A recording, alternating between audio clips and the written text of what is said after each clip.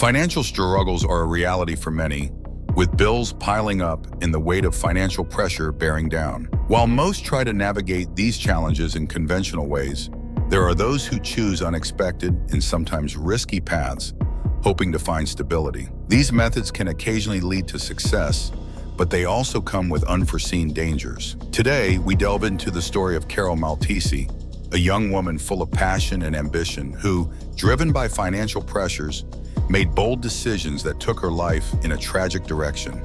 In an effort to overcome her financial crisis, Carol entered the adult entertainment industry, hoping this work would provide the stability she longed for. But the path she chose led to a heartbreaking and haunting end. Carol's story is not just about the will to survive, but also a reminder that sometimes the cost of survival can be too high to pay.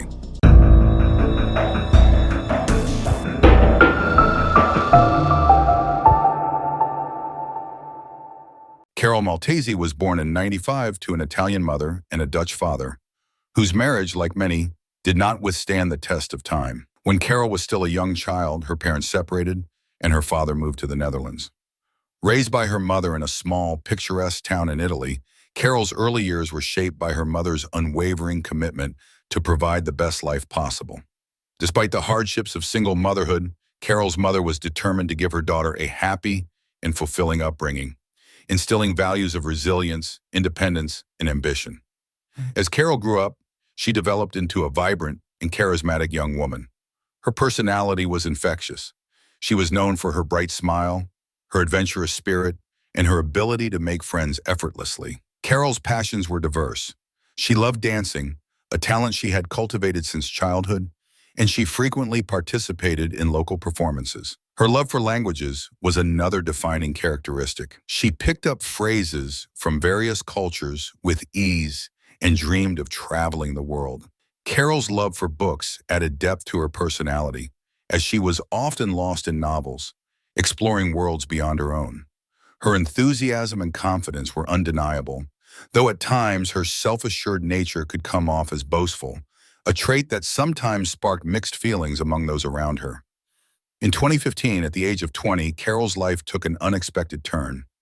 She discovered she was pregnant with her boyfriend's child, a surprise that, while initially overwhelming, was something she chose to embrace with determination. Despite her young age, Carol was committed to making the best of her new role as a mother. She and her boyfriend decided to move to Verona, a bustling city with more opportunities, hoping to create a brighter future for themselves and their child. In Verona, Carol found work as a sales consultant in a shoe store, managing to balance her new responsibilities with the demands of young parenthood. While the transition was challenging, she tackled it with resilience, and for a time it seemed as if Carol was building the stable life she had always wanted. However, as Carol settled into her new life, her relationship with her boyfriend began to face serious strain. The responsibilities of parenting, combined with the challenges of adapting to a new city, weighed heavily on them both. In 2019, Carol found herself drawn to another man, and what started as a connection quickly developed into a full-blown affair. For several months, she led a double life, caught between her existing relationship and her feelings for her new partner. Eventually, her boyfriend discovered the affair, and the confrontation that followed led to a difficult decision. Carol chose to leave the relationship. Her choice to pursue a new life with her new partner came with a heartbreaking consequence. She decided to leave her son in the care of his father. It was a choice she felt was necessary for her son's stability, but it also weighed heavily on her. Moving in with her new partner marked a major turning point in Carol's life. She was ready to start over, yet the sacrifices she had made, particularly in leaving her child, would cast a shadow over her future, adding layers of complexity to her pursuit of happiness and financial independence. Carol's journey was far from straightforward. The choices she made, each motivated by her desire for stability, love, and success, would later lead her down an increasingly challenging path. These early decisions, driven by her unique personality and circumstances, laid the foundation for the twists and turns that would ultimately define her life. When the pandemic struck in 2020, like many others, Carol Maltesi faced financial hardships that threatened her stability. Lockdowns disrupted life across Italy, leaving her unable to work or maintain the income she needed to support herself and contribute to her son's care from afar. Initially, Carol turned to YouTube as a potential source of income, hoping that creating content on her life under lockdown might attract enough of views to generate revenue. Yet, despite her efforts, she quickly realized that building a following and monetizing a channel would take far more time than she had. The financial strain grew more intense with each passing month, and Carol knew she needed a faster solution. Desperation led her to explore other options, and soon Carol turned her attention to the platform OnlyFans. With its promise of quick earnings and the freedom to create content on her own terms, OnlyFans seemed like a viable way to gain financial independence. Under the pseudonym Charlotte Angie, she began creating adult content, marking a significant departure from her previous attempts at making a living. Almost immediately, Carol found a level of success that exceeded her expectations. Her photos and videos attracted considerable attention, quickly generating a steady income that helped her ease her financial burdens. However, this new career path came at a personal cost. The stigma associated with her work on OnlyFans began to impact her relationships and social life. As word spread, many of Carol's friends distanced themselves, unable or unwilling to accept her decision. Her choice sparked judgment and criticism, both from society and from those close to her who deemed her career unacceptable and viewed it through a lens of prejudice. Carol, however, defended her work, seeing it as an art form and a legitimate form of self-expression. She believed Italy lagged behind in understanding and accepting careers in adult entertainment, viewing the negative reactions as narrow-minded. As Carol's popularity on the platform soared, she began receiving invitations to participate in professional adult film productions and make public appearances. Her OnlyFans following continued to grow, with her subscriber count climbing rapidly. The financial benefits were undeniable, and Carol was able to build a savings cushion that gave her a sense of security. Yet, beneath the surface, the psychological toll of her new career weighed heavily on her. The constant judgment, both spoken and unspoken, began to affect her mental health, leaving her with a growing sense of isolation and frustration. The industry's demands, combined with the societal backlash, intensified her stress, making it increasingly difficult to separate her personal identity from her public persona. Despite the success, Carol's new career was filled with personal sacrifices. She continued to push forward, driven by her need for financial stability, but the sacrifices she made, losing friends, straining relationships, and grappling with mental health challenges, highlighted the complex reality of her path. For Carol, OnlyFans was both a solution and a source of struggle, providing financial relief while also creating new burdens. The delicate balance between her professional success and personal well-being became more difficult to maintain as her popularity rose, foreshadowing the challenges that lay ahead. As Carol's popularity on OnlyFans grew, she met David Fontana, a 42-year-old banker who had a passion for photography, particularly intimate and provocative shoots. Their paths crossed in October 2020, and Davide was immediately captivated by Carol's confidence and charisma. Their initial meeting quickly turned professional as Davide offered to help Carol with her content creation, combining his photography skills with her growing online persona. As he became more involved, he also began handling parts of her finances, taking a percentage of her earnings in exchange for his assistance. Their professional relationship soon evolved into a romantic one, and it wasn't long before David became deeply infatuated with Carol. At the time, David was married, living what appeared to be a stable life. But his fascination with Carol grew to the point that he confessed his infidelity to his wife, and in March 2021, initiated a divorce. Blinded by his feelings, he left behind his marriage, choosing a passionate relationship with Carol over his former life. However, this relationship was far from peaceful. David's involvement in Carol's career allowed him a front-row seat to her work, and though he claimed to be supportive of her adult industry activities, his jealousy flared when Carol's ex-boyfriend attempted to reconnect with her. Despite Carol's assurances that she had no interest in rekindling the past, David's insecurity took over, leading to possessive behavior. He reportedly went as far as making threatening phone calls to Carol's ex and even allegedly vandalized the man's car, though there was no evidence to directly tie him to the incidents. The relationship's already precarious balance was shaken further when Carol met another colleague within the adult industry, Salvatore, in the fall of 2021. The two quickly formed a close connection, and before long, Salvatore proposed. Carol, yearning for stability and the chance at a fresh start, accepted the proposal. Secretly, she began planning a future with him, dreaming of leaving behind her tumultuous past, returning to Verona, and reuniting with her son. Carol's new engagement introduced even more strain into her relationship with David, who remained in her life, still helping with content creation and profiting from her earnings. While David sensed that her attention was elsewhere, Carol carefully navigated her interactions with him, managing to keep her plans with Salvatore concealed. Yet David's possessiveness remained evident, creating an atmosphere of tension as Carol quietly tried to separate herself from their complex entanglement. Whenever possible, she met with Salvatore in secret, sharing moments that fueled her hope for a more stable and traditional future, away from the chaos and complications of her current life. But despite her efforts to distance herself from David, she remained caught in the web of their arrangement, a situation that would soon spiral into tragedy. In early 2022, Carol Maltesi seemed to vanish without a trace. Her once active social media presence fell silent, leaving her followers, friends, and family puzzled. Known for her consistent online engagement, Carol's sudden absence raised alarm among those close to her. Her friends, accustomed to her regular updates and frequent interactions, began to worry, especially when attempts to reach her went unanswered. Yet her account would occasionally post vague updates, cryptic messages, or brief explanations about her whereabouts. But they lacked Carol's usual energy and tone, only deepening the mystery. During this time, David Fontana took it upon himself to provide explanations for Carol's absence.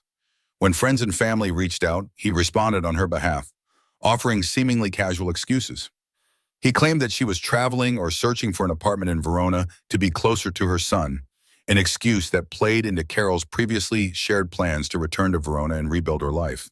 At one point, he told concerned friends that Carol was on vacation in Dubai, a plausible but uncharacteristically secluded trip given her active social media life. However, the excuses only led to more questions. Friends found it odd that Carol, who enjoyed documenting her experiences and adventures online, would completely disappear without any real updates or photos from her supposed travels. Her family, particularly her mother, grew increasingly anxious as time passed with no direct contact. Despite David's assurances, suspicion began to grow, with those close to Carol sensing that something was amiss. Friends and family members started to suspect that David knew more than he was letting on. But with no concrete evidence and Carol's online presence still sporadically maintained, they were left in a state of worried uncertainty. David's cover-up, while convincing at first, began to crumble under the weight of mounting concerns. His explanations, initially accepted without question, became a cause for alarm as friends noticed inconsistencies and strange behavior in the messages they received. The hope that Carol was simply taking time away from social media faded, replaced by a chilling realization that her silence might signify something far more sinister. On March 20th, 2022, the quiet village of Borno was shaken by a grisly discovery that would ultimately unravel the mystery of Carol Maltesi's disappearance. A local resident, enjoying a routine walk near the scenic cliffs, noticed several large black garbage bags lying near the edge of the slope. Curiosity led him closer, and as he untied one of the bags, he stumbled upon a horrifying sight: a dismembered human hand. Shocked and horrified, he immediately alerted the police, setting off an investigation that would draw national attention. Local authorities arrived quickly and began scouring the area. They found 4 large bags in total, each one containing parts of a mutilated body. It was a disturbing scene. The body had been dismembered with remarkable precision, with 18 separate parts carefully packed and seemingly thrown from the cliff. Many of the remains bore deep scratches and marks, likely from scraping against the rocks as the bags tumbled down the slope. Yet despite the condition of the remains, investigators immediately noted something particularly chilling. This dismemberment had been carried out with a level of skill that suggested experience and expertise. The cuts were precise, methodical, and clean, indicating that the perpetrator may have had knowledge in butchery or anatomy. This observation led investigators to consider the possibility of a calculated, highly skilled killer. The mutilation was not only a means of disposal, but appeared to be an attempt to complicate identification and delay the investigation.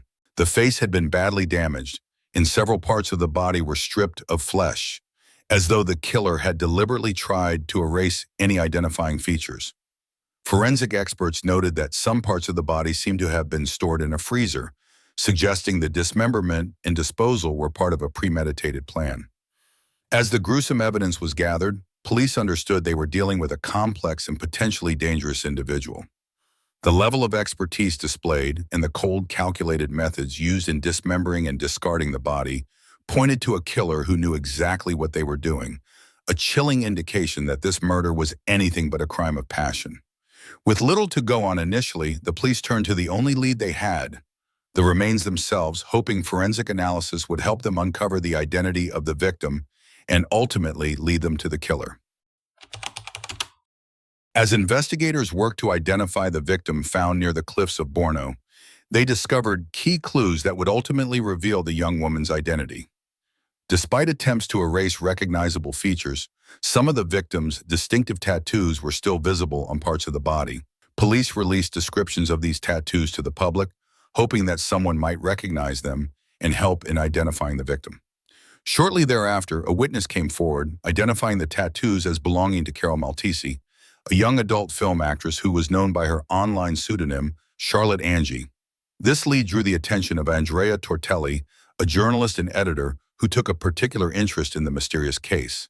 Tortelli began investigating Carol's disappearance and uncovered inconsistencies that hinted at something sinister. He discovered that Carol had been uncharacteristically absent from social media for weeks, with only sporadic, vague messages posted. Following his instincts, Tortelli reached out to Carol's phone entourage, hoping to arrange an interview to confirm her safety.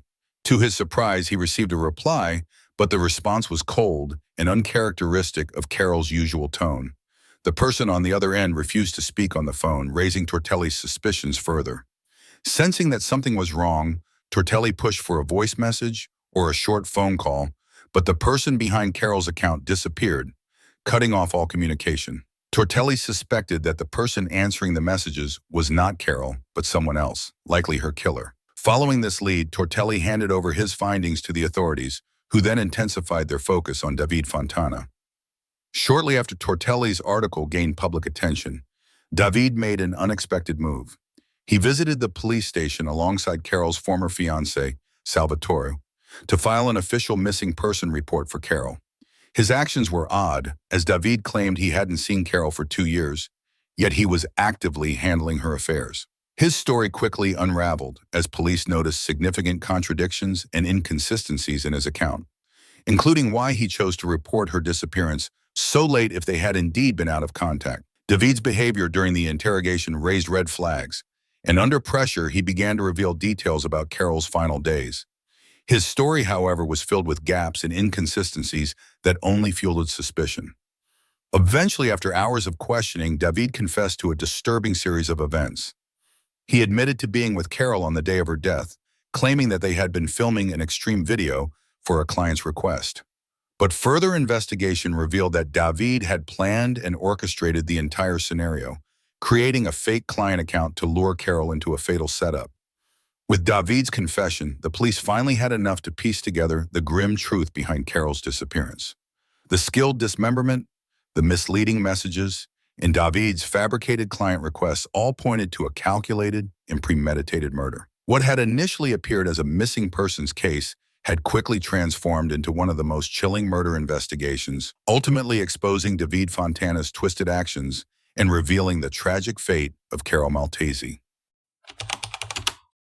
He explained that a client had requested an extreme video involving simulated violence, bondage, and physical restraint. According to David, this client wanted Carol tied up, blindfolded, and bound, with a sequence of intense acts, including physical blows. David alleged that Carol had agreed to the conditions, thinking it was simply part of the unconventional work she had become accustomed to. As David told it, the filming had taken a dark turn when he accidentally struck Carol too hard with a hammer during the shoot. He described her struggling, bound, and unable to free herself as he panicked. According to him, he realized she was dying, and instead of calling for help, he chose to end her suffering by taking a kitchen knife and slitting her throat. This supposed act of mercy, David claimed, was the only option he had at the time to end her pain. However, as investigators dissected David's confession, his story quickly unraveled. Their detailed analysis of digital evidence revealed that the so-called client did not exist. The account through which the request had supposedly been made was fake, a fabricated persona that David himself had created in advance. Police traced the account's creation back to David's IP address, confirming that he had orchestrated the entire scenario, step by step. This client had never been real. David had used the fictitious request as a way to lure Carol into a setup where he could carry out his deadly plan under the guise of a professional shoot. The investigation uncovered further details that left no doubt about David's premeditated intentions. In the weeks leading up to Carol's death, David had made a series of purchases that were far from ordinary. He had bought tools typically used in dismemberment, such as a hacksaw, large scissors, an electric saw, and even a new freezer to store Carol's remains. Forensic analysis confirmed that her body had indeed been frozen for weeks after her death, as David used the freezer to prevent rapid decomposition and buy himself time to carry out his cover-up. After killing Carol, David didn't immediately attempt to dispose of the body.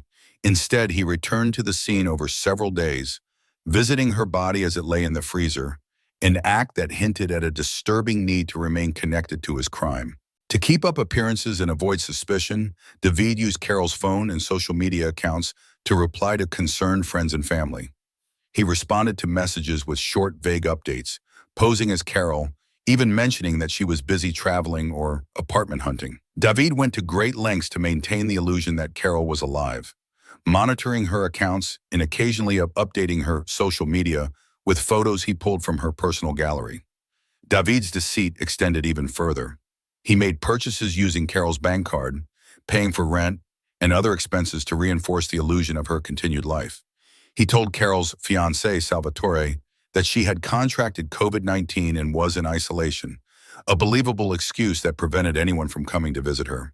For 2 months, David maintained this complex cover, going as far as pretending Carol was ill to keep her loved ones at a distance. In addition to the digital trail of deception, forensic evidence pointed to a crime planned in chilling detail.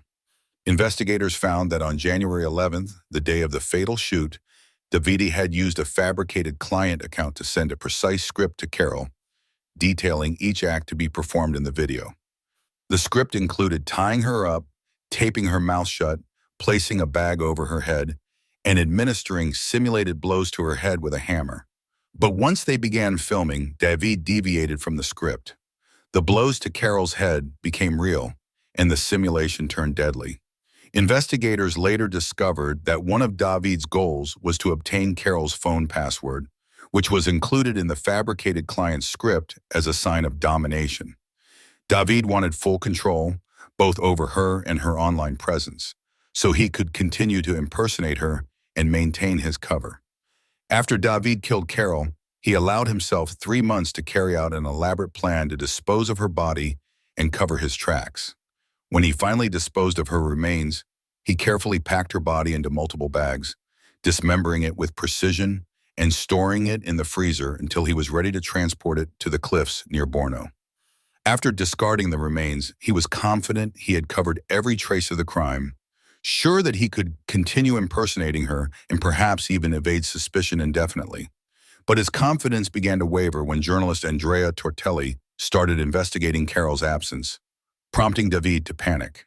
He finally filed a missing person report for Carol, claiming to the police that he hadn't seen her in 2 years, a glaring inconsistency given his active control over her finances and online presence. Police quickly spotted the contradictions in his story, and under mounting pressure, David's fabricated account unraveled.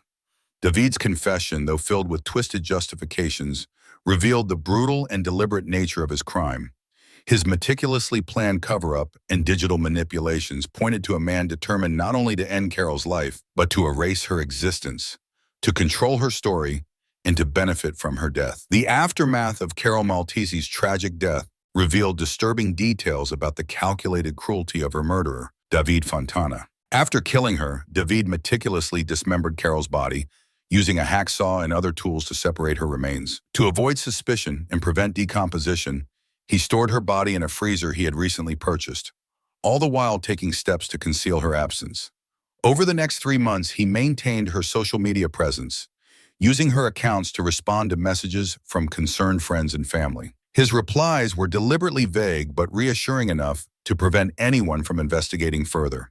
David even accessed her bank account, making routine purchases and paying rent in her name, creating the illusion that she was still alive and maintaining a quiet, secluded life. David's cover story unraveled when journalist Andrea Tortelli's investigation raised red flags, ultimately leading the police to David, whose increasingly contradictory story and police interrogations led to his confession. The trial began in November 2022, and as the horrifying details came to light, public outrage grew. David's actions were painted as sadistic and calculated.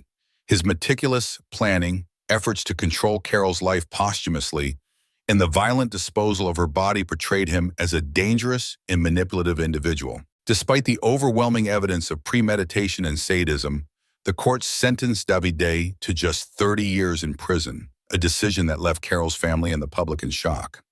Many had expected a life sentence given the gruesome nature of the crime and David's attempts to conceal it so thoroughly. The judge ruled that the murder was not premeditated, citing the claim that David had lost control during the fatal incident. The sentencing was widely criticized as unjustly lenient, with the public and Carol's family expressing outrage and disbelief. In addition to the prison sentence, David was ordered to pay significant compensation to Carol's 7-year-old son and her parents. He was mandated to provide $180,000 to her child and $100,000 to her parents, as well as $20,000 to the child's father. Yet no financial compensation could undo the trauma inflicted upon Carol's loved ones or the sorrow felt by her family and friends. For many, the trial's outcome and the light sentence underscored an unsettling sense of injustice, adding to the tragedy of Carol's story. Journalist Andrea Tortelli later published a detailed account of the case, highlighting the role of investigative journalism in uncovering the truth. His work brought attention to the case, serving as both a tribute to Carol and a grim reminder of the darker aspects of human nature. The tragic story of Carol Maltesi serves as a haunting reminder of the extreme risks and unforeseen dangers that can arise in the pursuit of financial security. Carol's journey, marked by ambition and resilience, took a tragic turn as she made difficult choices to provide for herself and her family. But the path she chose, despite its financial rewards, ultimately exposed her to risks she couldn't have foreseen. Her story underscores the vulnerability that often lies beneath the surface when people find themselves forced into unconventional paths by economic hardship. As we reflect on this tragedy, it's natural to feel a sense of frustration and sadness, not only for Carol, but for the complex circumstances that can push individuals into dangerous situations. This case raises important questions about how we, as a society, address the challenges faced by those who pursue unconventional work to achieve financial stability. How can we better support individuals facing these choices, and what protections can we offer to ensure their safety?